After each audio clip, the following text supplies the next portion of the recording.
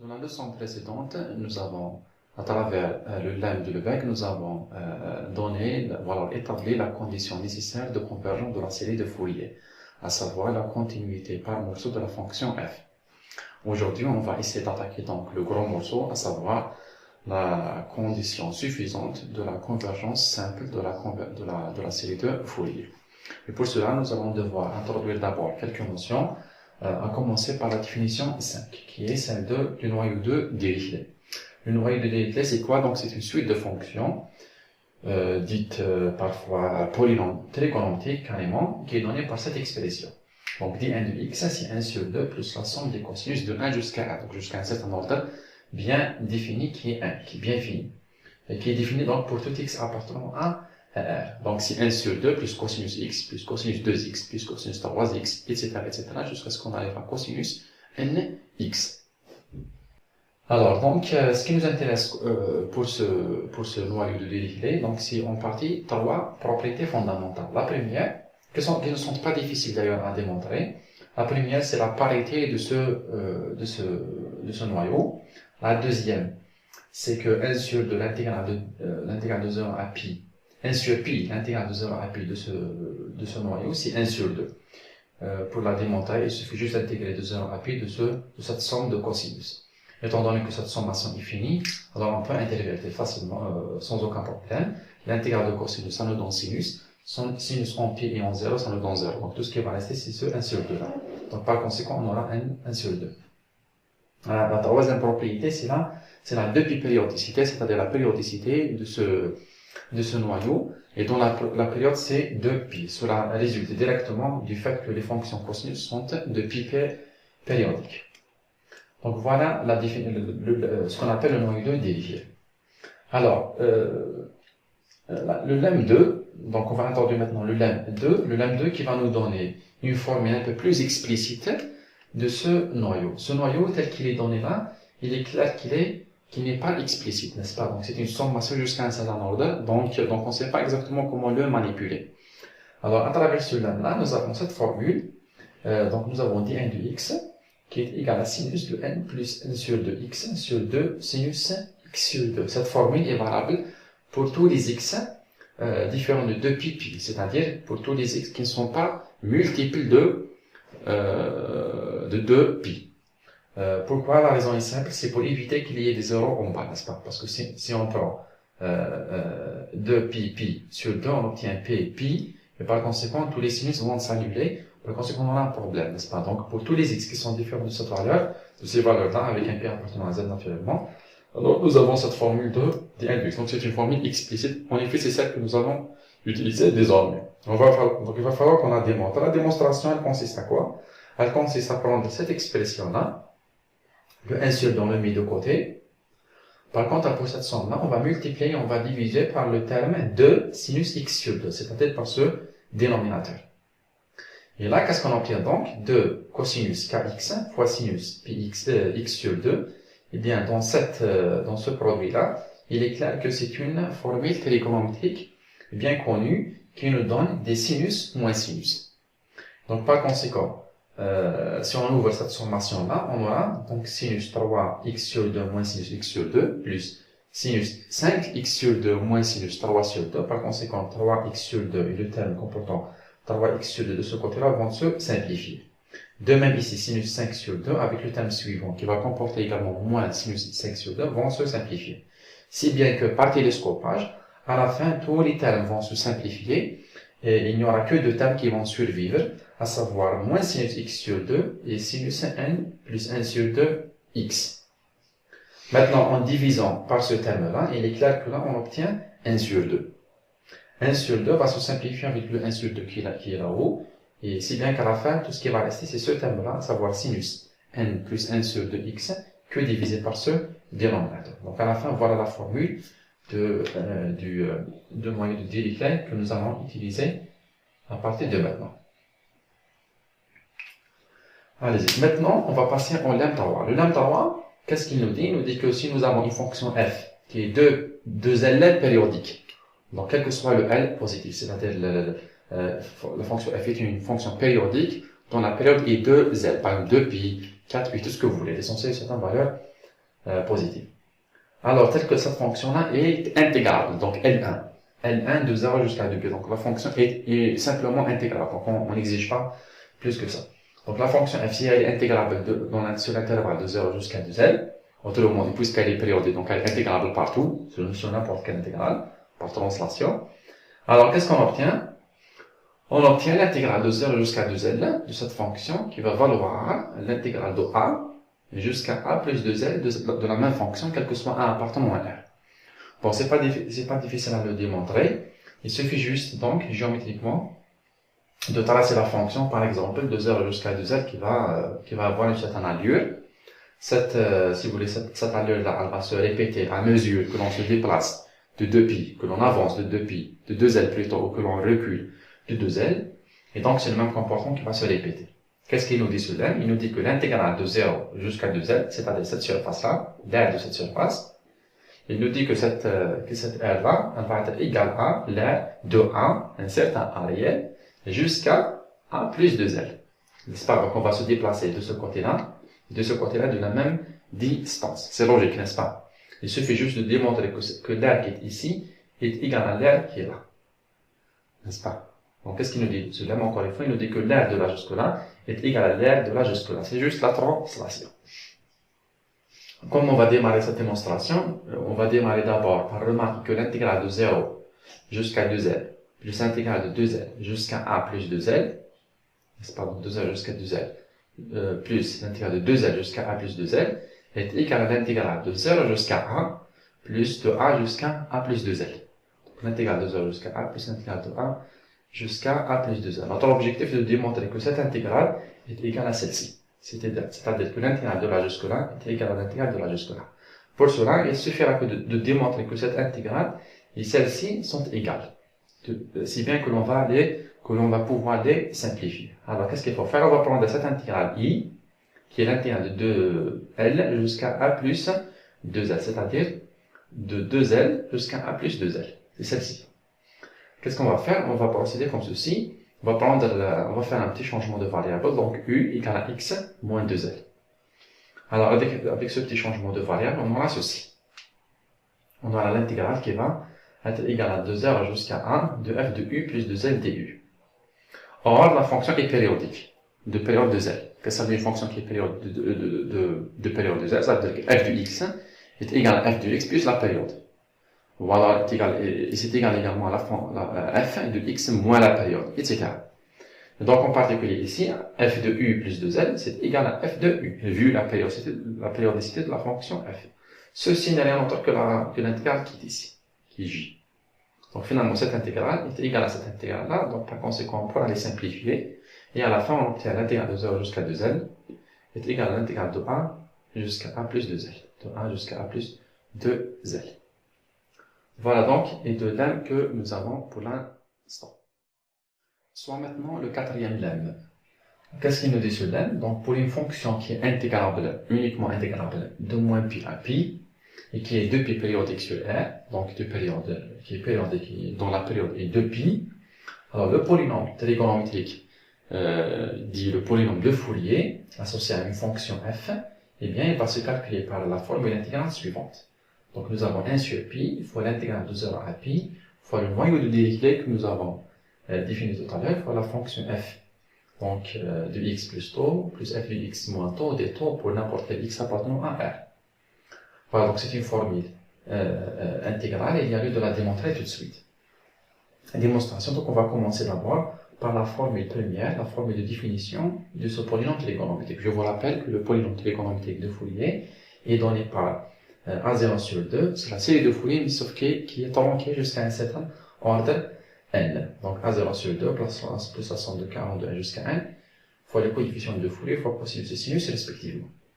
Qu'est-ce qu'il y a lieu de faire? Donc naturellement, il y a lieu de remplacer les A0, AK et BK par leur expression respective.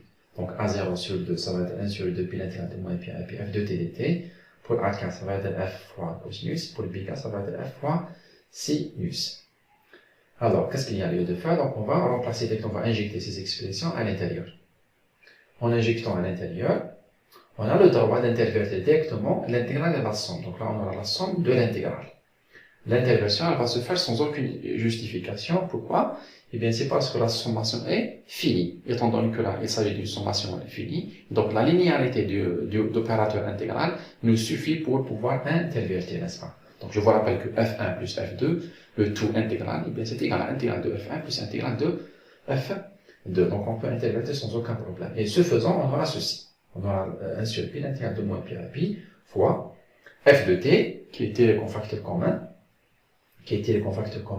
fois 1 sur 2, la somme de 1 jusqu'à n de cosinus plus sinus. Là, une petite remarque intéressante à souligner.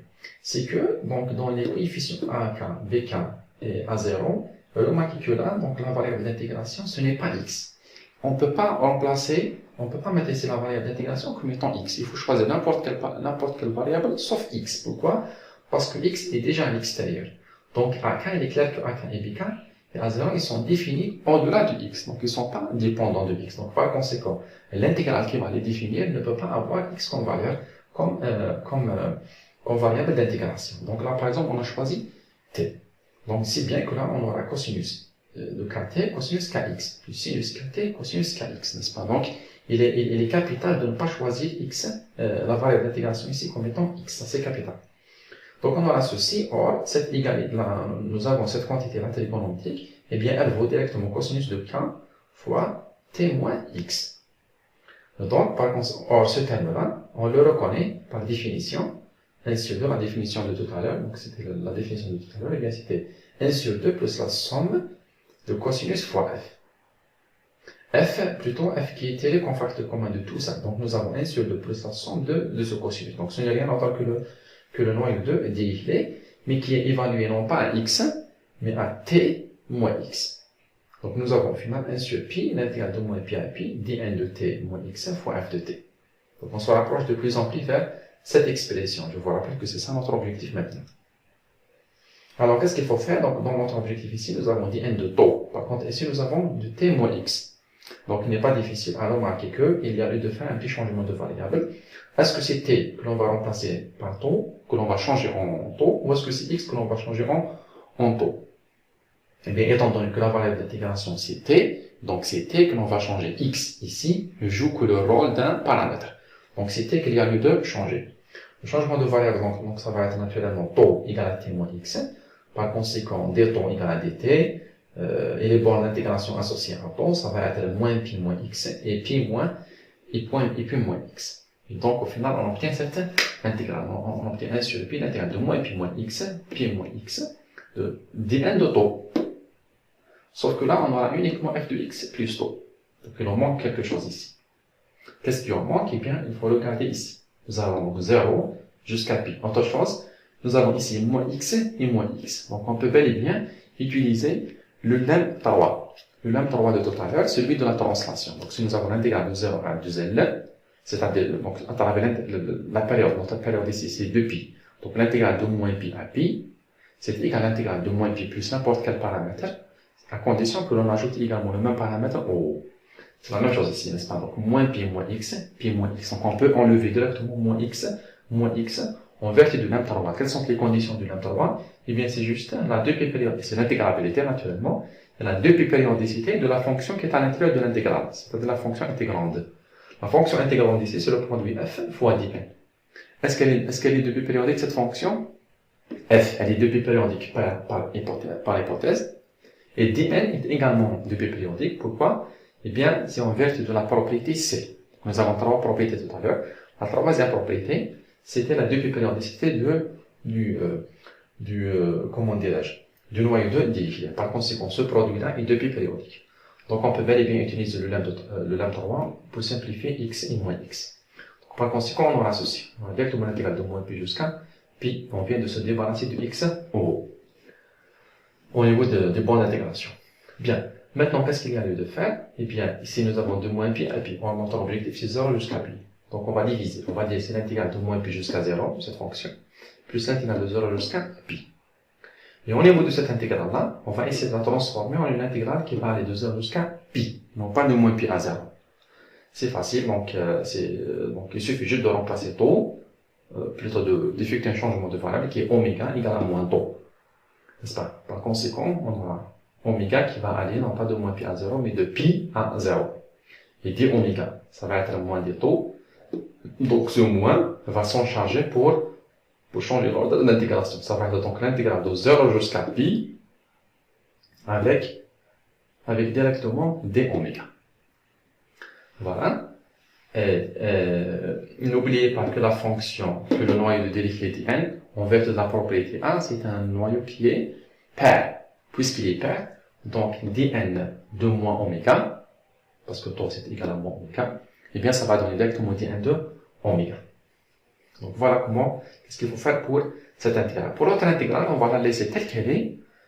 On va juste remplacer taux par oméga. On va remplacer cette fois-ci taux par oméga. Et là, on aura tout ceci.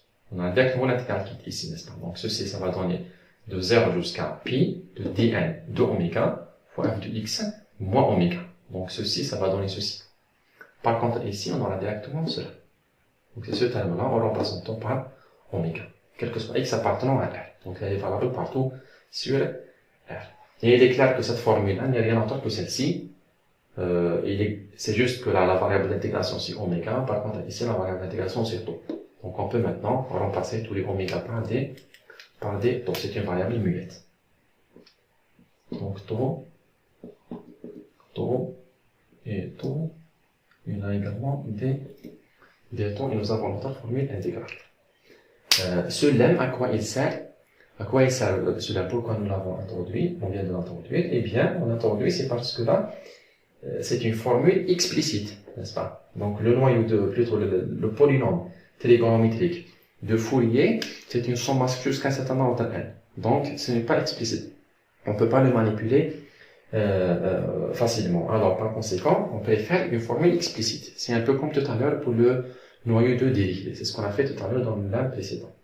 Donc ici, nous avons une forme explicite, bien qu'elle comporte une intégrale. C'est un peu difficile, mais néanmoins, elle va nous être très utile parce qu'elle est explicite. Et elle est valable, bien sûr, pour tous les x appartenant à R. Alors, avant d'attaquer le théorème principal, à savoir celui de la convergence, il nous reste une seule définition. Définition 6. On dira qu'une fonction est lisse par morceau sur un intervalle AB lorsque et la fonction f et sa dérivée f' sont toutes les deux continues par morceau sur cet intervalle. Qu'est-ce que ça veut dire? Ça veut dire que si nous avons une fonction, par exemple, qui est celle-ci, elle est C étoile, n'est-ce pas? C'est une fonction qui est C étoile, donc elle est continue par morceau. De plus, ce n'est pas suffisant. Il faut que, également, la fonction dérivée, c'est-à-dire les dérivées à droite et à gauche au niveau d'un certain point, il faut qu'elle soit également finie. Par exemple, au niveau de ce point, il est clair que si l'on calcule la pente de la tangente ici, la pente c'est de la dérivée, il est clair qu'elle est finie. De même ici, n'est-ce pas? Par conséquent, notre fonction est lisse par morceau. Par contre, dans ce scénario, la fonction est continue par morceau, la fonction f. Elle appartient à C étoile de AB, sauf que f', voyons voir est-ce que f' appartient à C étoile ou pas. Il est clair que de ce côté-là, on n'a pas de problème. La pente ici, elle est finie. Par contre, la pente à droite, donc vers C, donc à droite, qu'est-ce que nous avons? Nous avons une tangente qui est verticale. Dès lors que la tangente est verticale, il est clair que la dérivée va être infinie, n'est-ce pas? Donc par conséquent, cette fonction-là, bien qu'elle est continue par morceau, elle n'est pas lisse par morceau. Donc cette fonction est juste C étoile, elle n'est pas Si1 étoile de A, B. Voilà. On va voir que tout à l'heure, voilà les fonctions qui vont nous intéresser, plutôt les fonctions qui sont continues lisses par morceau qui vont nous intéresser. La continuité par morceau ne va pas être suffisante désormais, mais pour l'instant, on ne sait pas encore pourquoi. Donc les raisons, on va les voir tout à l'heure. Bon, on va donner juste un petit exemple pour un petit peu comprendre bien de quoi il s'agit. Si on prend par exemple la fonction x carré, donc la parabole, de 0 jusqu'à 1, il est clair que la dérivée au niveau de 0, elle est nulle. La dérivée au niveau de 1, également, elle se calcule, on va obtenir, je crois, 2. Voilà, on va obtenir 2. Par conséquent, les deux valeurs sont finies, donc la fonction est continue par morceau naturellement.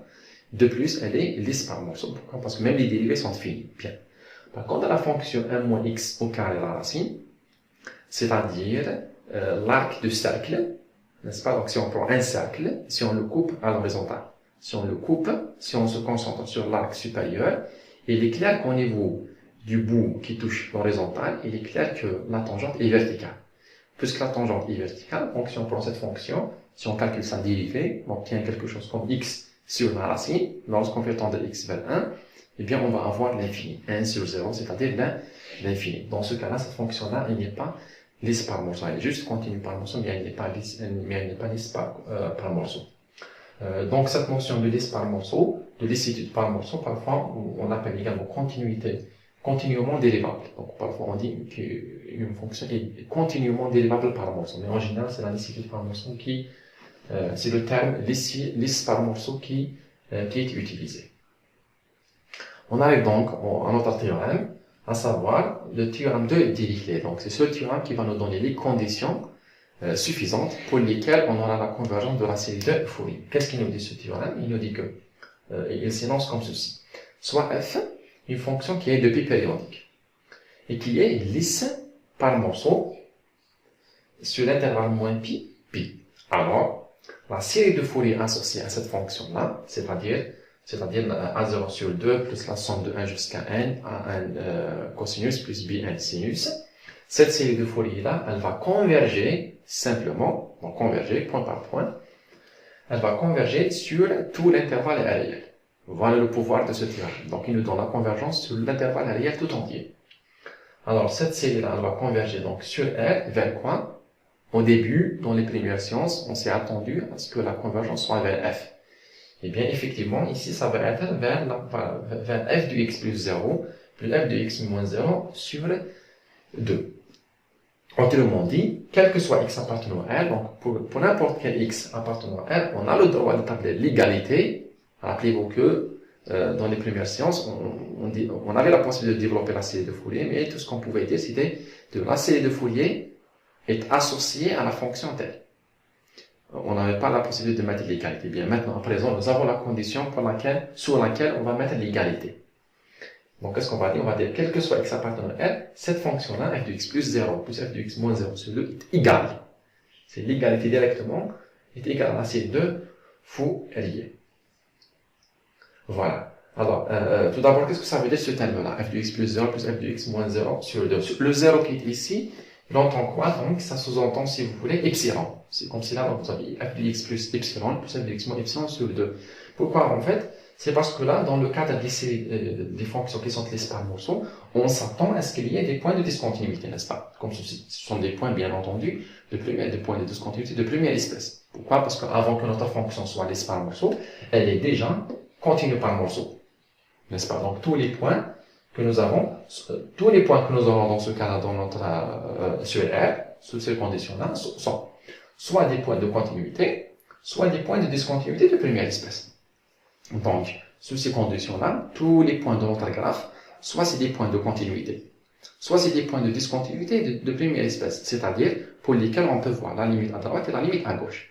Maintenant, si nous avons un point de continuité, c'est-à-dire par exemple comme celui-ci, si x il est là, si ce x-là il est là, alors x plus epsilon, x moins epsilon, c'est pratiquement la même chose, n'est-ce pas? Donc c'est au niveau du même poids. Si vous les sommez, ensuite vous divisez par 2, vous aurez la fonction f de x directement. Vous aurez la fonction f de x directement. Donc si x est un point de continuité, cette quantité-là n'est rien d'autre que f de x. Dans ce cas-là, on aura la convergence de notre série vers f de x. Intuitivement, c'est ce qu'on a conjecturé depuis le début. Maintenant, si x maintenant est un point de discontinuité, si x se positionne ici, au niveau d'un point de discontinuité de première espèce, dans ce cas-là, ça va être f de x plus epsilon, c'est-à-dire ce bout, plus f de x moins epsilon, c'est-à-dire ce bout, donc la somme sur 2, autrement dit la moitié. Plutôt le milieu. Donc, si x est un point de continuité, la série de Fourier va converger vers f de x directement. Et si x est un point de discontinuité de première espèce, dans ce cas-là, notre série de Fourier va converger vers le milieu, elle va faire le compromis, si vous voulez, entre le bout qui est à droite et le bout à gauche. N'est-ce pas? Donc, on va juste mettre ça. On va juste noter ceci. Alors, qu'est-ce qu'on va dire?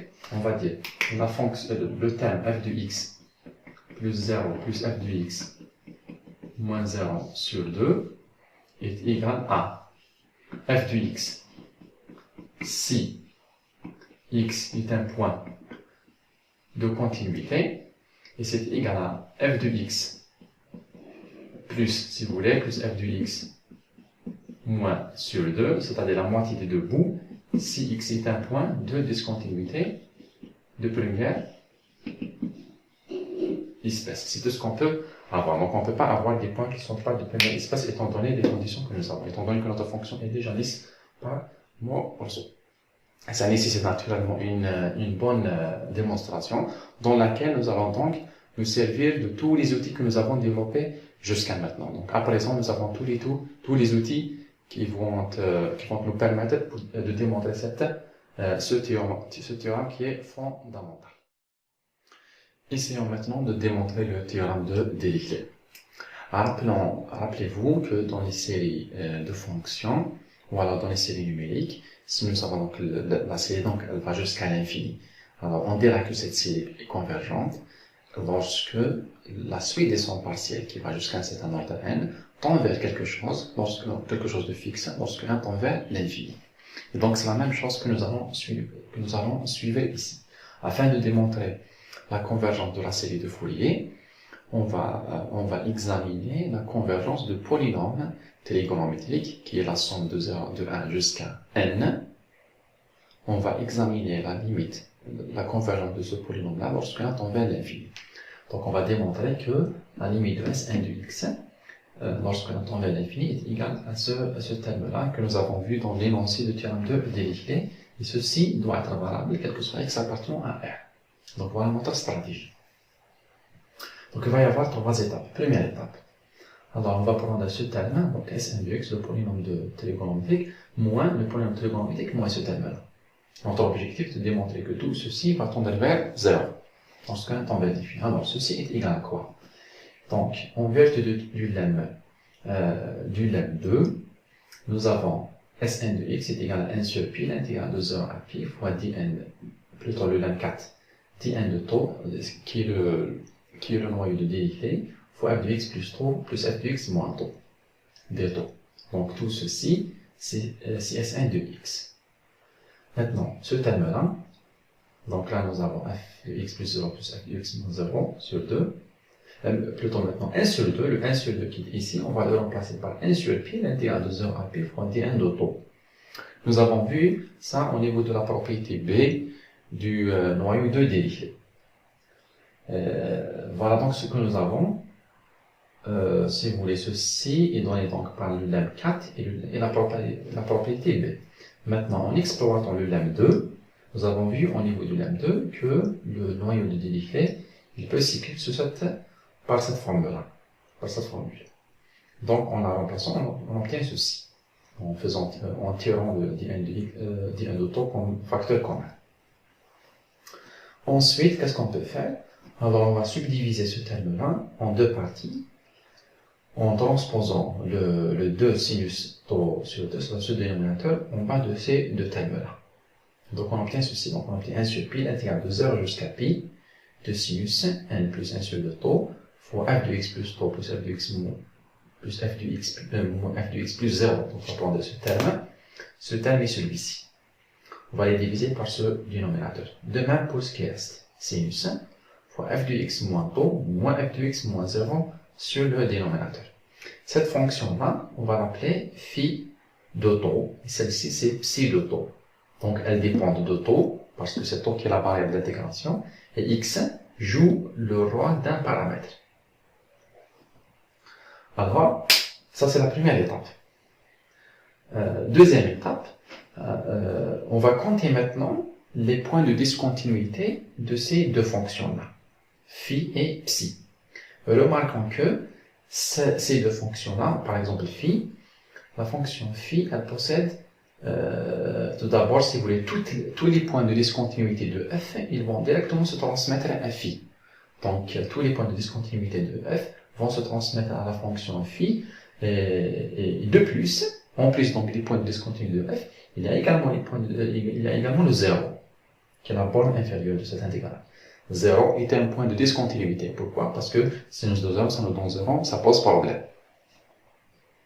De même, bien sûr, pour psi. Maintenant, de quelle espèce sont-ils ces points de discontinuité? Bon, regardons tout d'abord pour les points de discontinuité de la fonction f. Il est clair qu'ils sont de première espèce. Pourquoi? Parce que la fonction f, par hypothèse, elle est lisse par morceau. Par hypothèse, par hypothèse de ce théorème-là, la fonction f est lisse par morceau sur l'intervalle moins pi, pi. Or, avant qu'elle ne soit lisse par morceau, elle est déjà continue par morceau. N'est-ce pas? Il est clair que, par définition, la lissitude par morceau, on la définit comment? On la définit comme étant une fonction donc, il faut que la fonction soit continue par morceau, et f' également continue par morceau. Donc, elle est déjà continue par morceau. Donc, C étoile 1 est déjà inclus dans C étoile. Par conséquent, tous les points de discontinuité de f sont de première espèce. Par conséquent, voilà, donc c'est-à-dire les points de discontinuité qui vont se transmettre à phi à travers f sont de première espèce. Maintenant, il nous reste à examiner le zéro. Qu'en est-il de zéro? Est-il un point de discontinuité de première espèce pour phi ou pas? Voyons voir. Qu'est-ce qu'il faut faire pour examiner la nature de ce point de discontinuité? Il suffit d'étudier la limite de phi lorsque tau, parce que c'est tau qui est la variable encore une fois, lorsque tau tend vers 0 par valeur supérieure. La limite, elle va nous donner quoi? Elle va nous donner, donc de cette expression-là, on va diviser et on va multiplier par tau. N'est-ce pas? Alors, de ce côté-là, nous avons tau sur sinus, tau sur 2. On sait tous que cette limite-là, cette expression tend vers 1. C'est une limite célèbre. Donc là, on obtient 1. De ce côté-là, par contre, la limite de f de x plus tau, moins f de x plus 0 sur tau, ce n'est rien d'autre que f' de x, la définition de f' de ce point de x. Or, la valeur de f' de x, elle est finie. Pourquoi elle est finie? Pour tout x appartenant à R. Pourquoi? Parce que la fonction f est C étoile 1. Elle est lisse par morceau. Étant donné que la fonction est C étoile 1, elle est lisse par morceau, par définition de la lissitude par morceau, il est clair que f et f' sont continues par morceau. Donc, elles sont finies partout. N'est-ce pas? On l'a dit. Donc, par conséquent, f' de x est fini. Donc, finalement, phi x et psi x, toutes les deux, tous les points de discontinuité qu'elles possèdent sont de première espèce. Donc, par conséquent, ce sont deux fonctions continues par morceau sur l'intervalle 0, puis au sein duquel elles vont être intégrées après avoir été multipliées par sinus. Ça, c'est la deuxième étape. Troisième étape et dernière étape, maintenant, notre objectif est de faire tendre. Donc, après avoir maintenant simplifié ce terme-là, on va faire tendre maintenant le n vers l'infini. Et on va voir est-ce que ça va donner quoi? Est-ce que ça va donner 0 ou pas? Alors, lorsqu'on fait tendre maintenant n vers l'infini, est-ce que ça va donner 0 ou pas? Et si oui, en vertu de quoi? En vertu de quel? Alors, donc, n'hésitez pas de pauser maintenant la vidéo, essayez de réfléchir en vertu de quoi? Quel est l'outil qui va nous donner quel est l'outil qui va nous assurer que ces deux intégrales-là elles vont tendre vers 0 lorsque 1 tend vers l'infini. Posez la vidéo et essayez de réfléchir. Alors, si vous avez trouvé la réponse, félicitations, vous avez bien suivi ce que nous avons développé jusqu'à maintenant. Si vous n'avez pas, donc, si vous n'avez pas trouvé, donc, essayez de suivre pour apprécier le résultat. Eh bien, ici, nous avons une fonction phi et psi, deux fonctions qui sont continues par morceau. On vient de le démontrer au niveau de l'étape 2. Deux fonctions qui sont continues par morceau, si on les multiplie fois des sinus, avec une fréquence qui tend vers l'infini, il est clair que c'est le lemme de Lebesgue qui va nous donner que ceci va nous donner 0. Donc, nous avons vu la dernière fois, par la démonstration et analytique et numérique, que nous avons vu le lemme de Lebesgue par les deux méthodes. Donc, par le lemme de Lebesgue,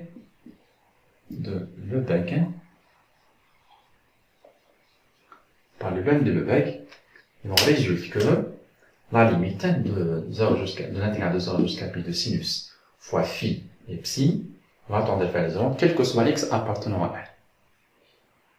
Voilà. Puisque ces deux intégrales tendent vers 0, par conséquent, cette expression tend vers 0, par conséquent, le polynôme trigonométrique de Fourier, il tend vers cette expression-là. f de x plus 0 plus f de x moins 0 sur 2, et ceci est valable quel que soit x appartenant à R. Donc on voit là le théorème de Dirichlet qu'on vient de démontrer. Qu'est-ce qui nous dit donc finalement ce théorème de Dirichlet? Finalement, qu'est-ce qu'on peut retenir? On retient que si nous avons une fonction f qui est de pi périodique, alors la condition suffisante pour qu'elle soit développable en série de Fourier, c'est-à-dire pour qu'on puisse mettre l'égalité avec la série de Fourier associée entre notre fonction et la série associée, eh bien c'est qu'elle soit lisse par morceau. Alors on va mettre ceci sous forme d'une remarque. Voilà, conséquemment, on peut mettre ça sous forme d'une remarque. Qu'est-ce qu'on va dire? Donc, le théorème de Dirichlet.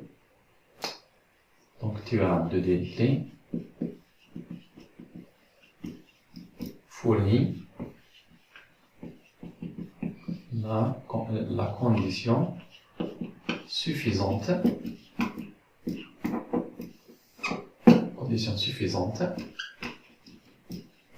N'est-ce pas? Pour la développabilité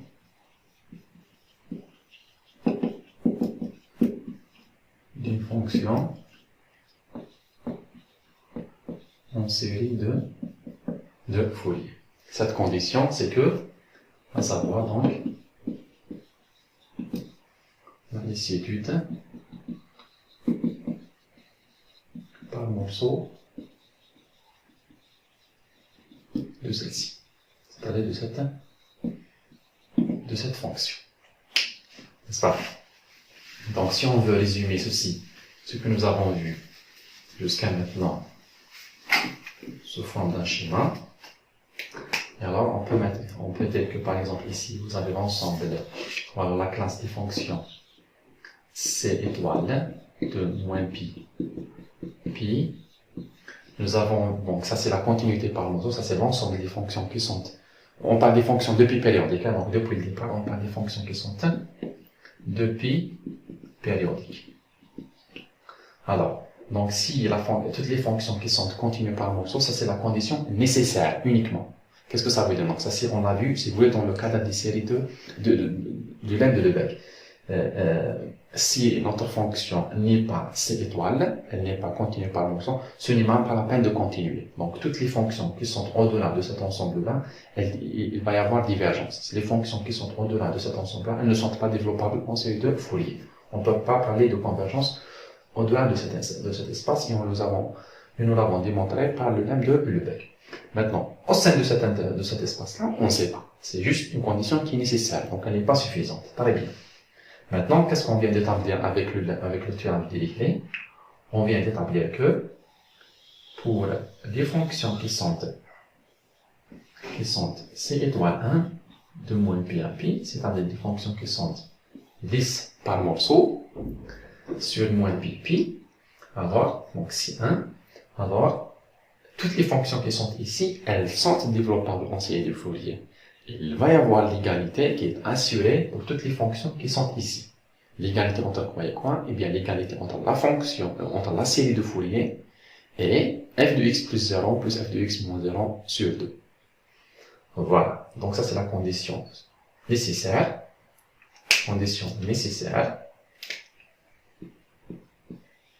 Ça, c'est la condition suffisante. Question. Qu'en est-il de la condition nécessaire et suffisante? Quelle est la condition dans le cadre de laquelle nous avons, si vous voulez, et la suffisance et la nécessité de cette égalité-là? Donc, ça va faire, si vous voulez, un ensemble qui est entre les deux. On va dire qu'il y a un ensemble, il y a une certaine condition qui est ici, et qui va être, si vous voulez, la condition des fonctions, la condition de développabilité en série de Fourier, qui est une condition nécessaire et suffisante. Bon, on va pas malheureusement la faire, donc elle nécessite des outils beaucoup plus développés que ceux que nous avons vus. Donc on va pas les voir, si vous voulez. Par contre, qu'est-ce qu'on peut retenir? C'est que toute fonction qui est lisse par morceau est développable en série de Fourier. Il faut savoir maintenant à côté de ça qu'il y a des fonctions qui ne sont pas lisses par morceau, qui ne sont que continues par morceau et qui pourtant sont pourtant développables en série de Fourier. Mais tout ce qui va nous intéresser dans tout le reste de ce cours-là, ce sont les fonctions qui sont ici. N'est-ce pas? Afin de savoir exactement quelle est la limite qui est ici, il faut donc développer des outils un peu plus comment dirais-je, un peu plus sophistiqués, n'est-ce pas? Voilà donc pour le donc conditionnel, c'est le suivant, de développabilité en série de Fourier. Donc voilà, donc la prochaine fois, qu'est-ce qu'on va faire? On va essayer donc de pratiquer directement. On va donc essayer de faire quelques exemples pour consolider mieux notre bagage après avoir, si vous voulez, développé tout l'outil théorique nécessaire.